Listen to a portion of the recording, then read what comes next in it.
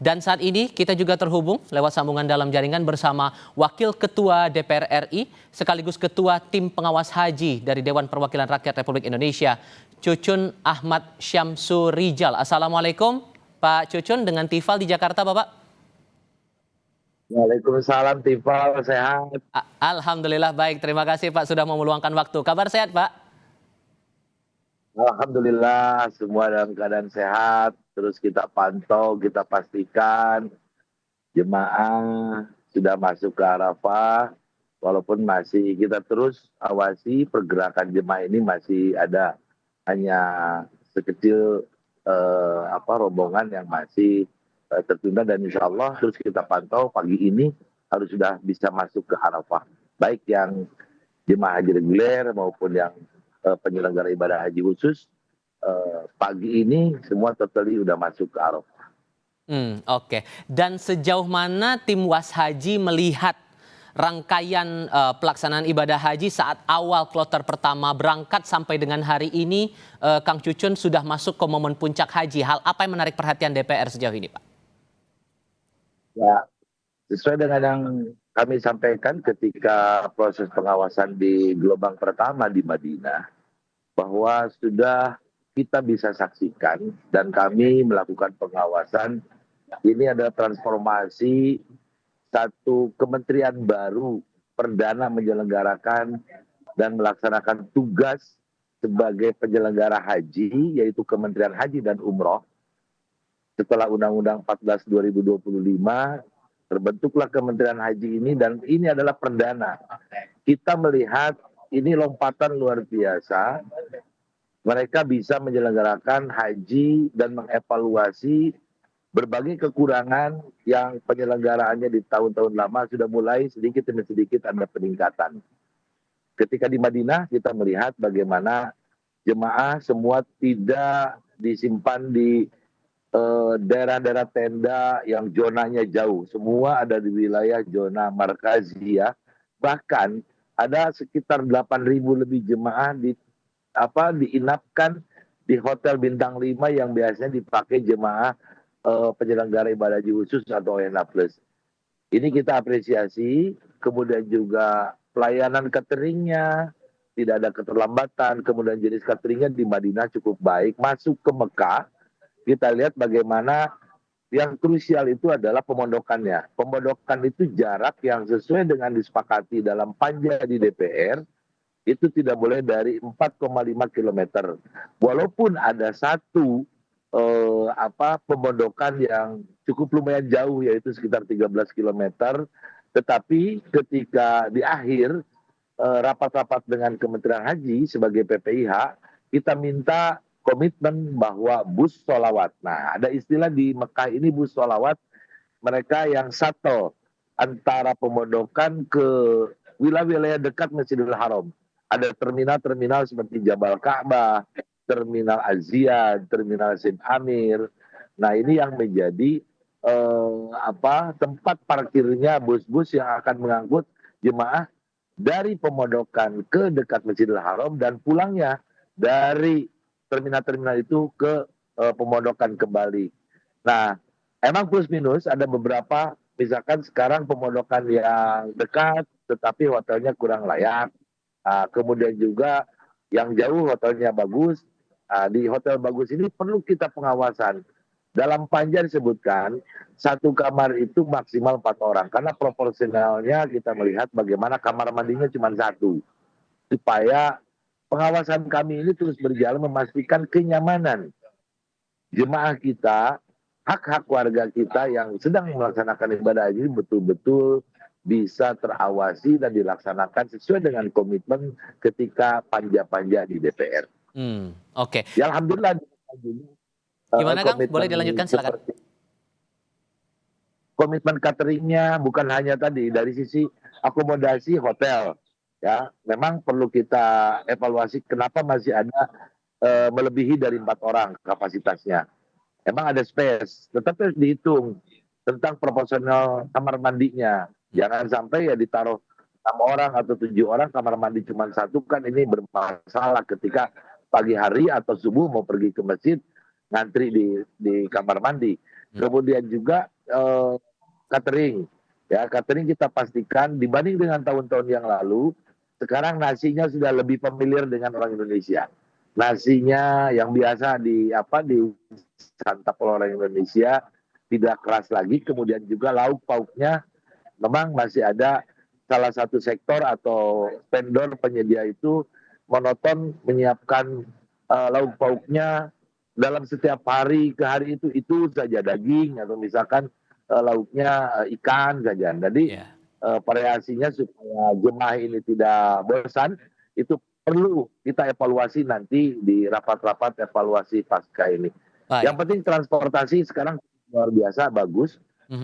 Walaupun masih ada masalah tentang rebutan penyerobotan misalkan baik antrian jemaah kita sesama orang Indonesia maupun ada jemaah orang lain yang di sektor itu misalkan ada jemaah orang Nigeria, ada jemaah orang Turki atau di jemaah lain ikut numpang di mobil kita. Nah ini perlu penegasan para petugas, termasuk petugas haji yang dilatih di Jakarta ini kita apresiasi acungkan jempol bagus sekarang ini tentang komitmen mereka melayani para jemaah haji. Oke, di studio kami juga ada Pak Mas Duki Baidowi nih, Kang Cucun dari Majelis Ulama Indonesia. Dan tadi di awal Pak Mas Duki juga bilang bahwa ini sudah cukup terlihat, tadi sudah disampaikan juga dari tim WAS DPR bahwa sudah ada banyak perkembangan saat pelaksanaan haji ditangani langsung oleh kementerian yang spesifik mengurus haji, begitu ya Pak Betul, Mas Duki? betul.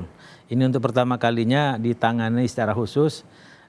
Ekspektasi orang itu awal mulanya ragu, tetapi ternyata makin hari persiapannya makin bagus, dan barusan saja pimpinan DPR sudah mengevaluasi sampai saat ini cukup bagus dan mudah-mudahan sampai akhir terus bagus. Sehingga dengan demikian maka Menteri Haji yang melaksanakan urusannya yang paling pokok yaitu urusan haji itu pada tahun ini untuk pertama kalinya mudah-mudahan sukses, dan insya Allah sukses kalau ngelihat dari tanda-tanda dari awal ini semuanya. Dan itu sesuai dengan ekspektasi Anda sebelumnya nggak, bahwa untuk, karena ini kementerian baru dibentuk di era pemerintahan saat ini dan sudah spesifik pula membahas soal haji dan umroh. Spesifik soal haji, antara ekspektasi dan realita itu sudah sesuai dari kacamata ya, Anda? sampai saat ini begitu. Mudah-mudahan sampai akhir semuanya bisa berjalan lancar dan sesuai dengan ekspektasi. Karena memang tidak ada kerjaan yang lain kementerian ini kecuali mengurusi itu. Sehingga kalau misalnya itu sukses, itu saya kira sebagai sebuah keharusan, arti makna dari kerja keras dari kementerian ini. Dan itu diawasi dengan baik oleh Pak Cucun dan kawan-kawan dari DPR gitu. Oke, Kang Cucun, setelah ini ada hal lain mungkin yang masih akan jadi prioritas yang akan dipantau juga oleh tim WAS DPR selama pelaksanaan khususnya puncak ibadah haji hari ini? Ya, betul. Seperti disampaikan, ini senior saya, Cak.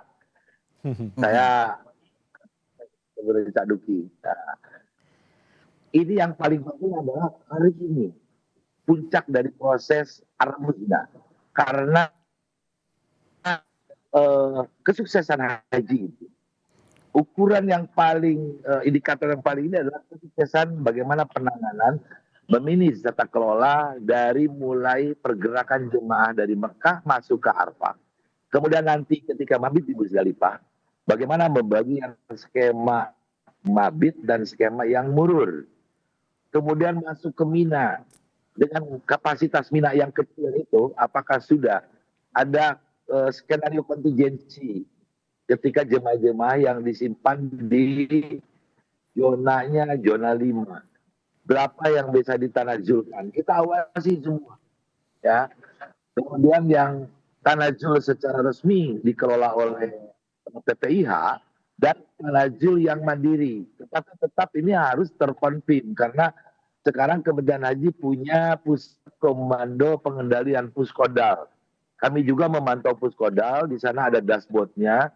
Nah, kita terus melihat dari kemarin pergerakan jemaah dari Mekah ke Arafah ini sampai saat ini hanya masih tersisa ada di Kang Cucun? terus ya Oke, Halo? sorry. Kita coba perbaiki dulu sinyal komunikasi ya. Sempat terputus tadi, tapi kita jeda dulu. Saya harap Kang Cucun tetap bersama kami. Pak Mas Duki juga masih akan tetap bersama kami di studio untuk kita bahas lagi soal pelaksanaan puncak ibadah haji tahun 2026 ini. Pastikan Anda tetap di Breaking News Kompas TV.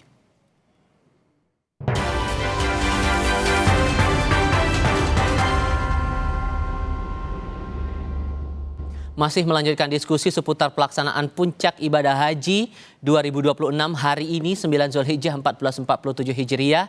Kami masih memperhatikan keadaan menuju ke proses wukuf di Arafah di Arab Saudi.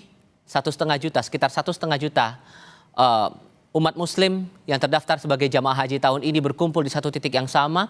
Sebagian diantaranya atau detailnya 204.725 orang merupakan jamaah haji Indonesia. Itu yang dicatatkan oleh Kementerian Haji dan Umroh Republik Indonesia. Saya masih berbincang di studio, masih bergabung dengan Pak Mas Duki Baidowi dari Majelis Ulama Indonesia. Sementara lewat sambungan dalam jaringan masih bergabung bersama saya ada Wakil Ketua DPR RI fraksi PKB sekaligus Ketua Tim Pengawas Haji DPR RI Cucun Ahmad Syamsurijal. Kang Cucun, melanjutkan diskusi kita. Tadi hal yang jadi perhatian juga dari pemerintah saat ini adalah layanan terhadap jamaah lansia. Dari persentase dari total 200-an ribu jamaah Indonesia, itu kan lansia yang menjadi bagian di sini, menjadi jamaah haji Indonesia. Hal yang menjadi krusial dari layanan terhadap jamaah lansia ini, apakah ada catatan juga dari tim Haji DPR RI? Ya, untuk saat ini agak berat ya, karena regulasi yang terus dinamis di pemerintah Saudi yang kita harus mengadaptasi. Kemarin sempat yang dulu ada istilah safari wukuf itu kita bisa menangani dalam satu kawasan. Sekarang ini oleh Kementerian Haji di Saudi sangat diperketat. Bahkan sama sekali kemarin mau dibuang tidak ada yang namanya safari wukuf. Tapi kita DPR meminta kepada PI terutama karena saya minta Pak Ian segera komunikasi dengan Kementerian Haji tetap karena setiap kloter ini yang lansia dan difabel ini perlu ada penanganan terutama yang susah ya, orang harus dicampurkan digabungkan dengan jemaah-jemaah yang betul sehat. Nah, proses yang kemarin alhamdulillah ya ada dapat izin walaupun tidak begitu banyak dan sekarang diskemakan bisa ada di tenda khusus untuk safari wukuf. Nah, terkait lansia ini memang perlu ke depan ini terutama ada Cak Duki, ada satu keputusan memang perlu juga kita mendengar dari fatwa para ulama terkait screening istitoah kesehatan. Karena itu menjadi perhatian dari Kementerian Kesehatan di Saudi. Ya, ada satu kalimat ya Indonesia banyak mengirim jemaah yang sudah tidak layak untuk beribadah dari sisi kesehatannya. Bahkan ya kemarin ya alhamdulillah tahun ini kan jemaah yang meninggal itu sangat-sangat minim ya. Karena proses screening di tanah air sudah begitu bagus. Emang ke depannya terutama ini yang lansia sudah usia di atas 80 bagaimana istitoah kesehatannya ini perlu menjadi catatan kita ke depan dan pasti Kementerian Haji juga kemarin bicara sudah sampai di sana akan dibahas pasti akan mendengarkan fatwa-fatwa dari para ulama terkait mengenai skema haji yang lansia ini. Di Mekah sendiri ada penanganan khusus petugas-petugas kita yang menangani lansia dan itu adalah tim Landis ya, tim Landis lansia dan disabilitas. Jadi sekarang dari mulai datang, kemudian juga mereka menyelesaikan umroh wajibnya, mengantar terminal kemudian menyerahkan kepada petugas yang mendorong roda, walaupun kemarin sedikit terjadi ada sedikit agak muncul terkait umur segala macam. Memang berbiaya ya, tidak free karena yang boleh mendorong hanya orang-orang ditugaskan Oke, Kang. Oke. Itu satu hal dari tim Was DPR, Pak Mas Duki. Ya. Cuman kalau dari MUI sendiri melihat, ini kan dari kisaran jumlah 200 lebih jamaah itu 40 ribu lebih adalah lansia, sekitar 25%-nya adalah lansia. Dari MUI sendiri melihat bentuk penanganan seperti apa seharusnya yang jadi pendekatan dari petugas haji kepada jamaah haji lansia, karena melihat momentum wukuf di Padang Arafah, semua orang segala kalangan itu berkumpul dari satu tempat, dan ini pasti rentan untuk lansia ini. Iya, jadi yang paling penting sebenarnya penanganan haji itu memang fokusnya mesti di lansia. Karena kalau yang di luar lansia itu tidak terlalu bermasalah. Kenapa lansia itu menjadi fokus pekerjaan buat para petugas ya, buat petugas haji pemerintah?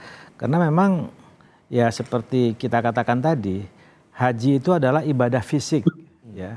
Ibadah fisik yang rukunnya tadi kita sebutkan ada 6 itu. Mulai dari kita berpakaian ihram, kemudian sampai ke wukuf Arafah, kemudian kita tawaf ifadhah, lalu kemudian kita sa'i, lalu kemudian kita tahallul dan tertib. Itu semuanya pekerjaan fisik yang luar biasa. Nah, bagi lansia itu soal masalah, dan Arab Saudi pemerintah juga sudah memberikan fasilitas yang luar biasa. Ada kendaraan khusus untuk sa'i, ada kendaraan khusus untuk tawaf. Tawaf ifadah kan wajib, ada 3 tawaf orang haji itu. Pertama tawaf kudum. Tawaf kudum itu artinya adalah kita datang, ya selamat datang. Yeah. Kita tawaf di Ka'bah. Lalu kemudian ada tawaf ibadah tawaf wajib. Lalu terakhir itu ada namanya tawaf wada, tawaf ucapan selamat tinggal gitu. Tapi dari semua itu, karena harus sudah matang ketika sampai berangkat dan ke Arab Saudi, maka proses di Indonesia inilah yang sangat penting. Apa proses Indonesia yang paling penting itu? Itu adalah proses layanan kesehatan. Nah, proses layanan kesehatan itu artinya bahwa Kementerian Kesehatan dan Kementerian Haji ke depan itu harus makin lengket bekerja sama. Dan untuk mengidentifikasi data siapa saja lansia-lansia yang akan melakukan haji di tahun ini, di tahun berikutnya, semuanya itu harus ditangani berdua. Jadi tidak hanya ditangani oleh Kementerian Haji, tapi juga harus dipantau benar oleh Kementerian Kesehatan. Karena istitoah itu tadi yang dibilang oleh Pak Cucun ya, istitoah itu artinya kemampuan. Salah satu syarat haji itu ada, dia mampu. Mampu itu kalau dulu di dalam hukum-hukum fikih itu banyak dihubungkan dengan mal, dengan kuat hartanya. Tapi sekarang ya di problem bukan hanya kuat harta, tapi juga adalah kuat kesehatannya.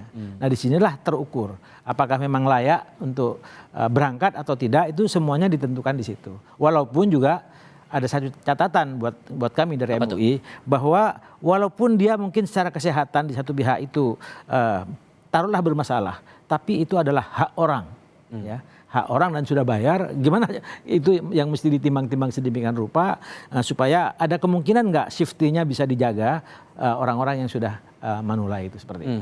Itu saya kira yang paling pokok. Manajemen ke depan fokusnya adalah fokus bagaimana mengelola kesehatan ini antara Kementerian Haji dan Kementerian Kesehatan, dan itu mulai dari desa dan kecamatan.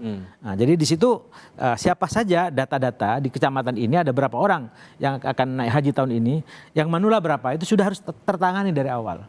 Sehingga dengan demikian orang-orang yang sudah lansia itu dari awal itu sudah, kalau ditangani dengan baik, kalau mentalnya sudah dibangun dengan baik, yang manula-manula saya kira akan siap juga berangkat kalau ditanya. Selama ini itu yang belum banyak terjadi. Dan itu juga sedikit banyaknya akan dipantau juga oleh teman-teman DPR di bawah naungan tim pengawas haji. Semoga ini betul-betul bisa maksimal dari teman-teman tim pengawas haji, terutama Kang Cucun yang ngelit di Arab Saudi saat ini. Kang Cucun, saya apresiasi betul Anda mau berbincang bersama saya saat ini. Selamat bertugas bersama dengan teman-teman tim pengawas haji di sana. Semoga sehat selalu dan lancar ibadah di sana ya Kang ya. Terima kasih sekali lagi sudah bergabung Kang. Oke, salam. Assalamualaikum. Salam mabrur Kang Cucun. Amin, terima kasih.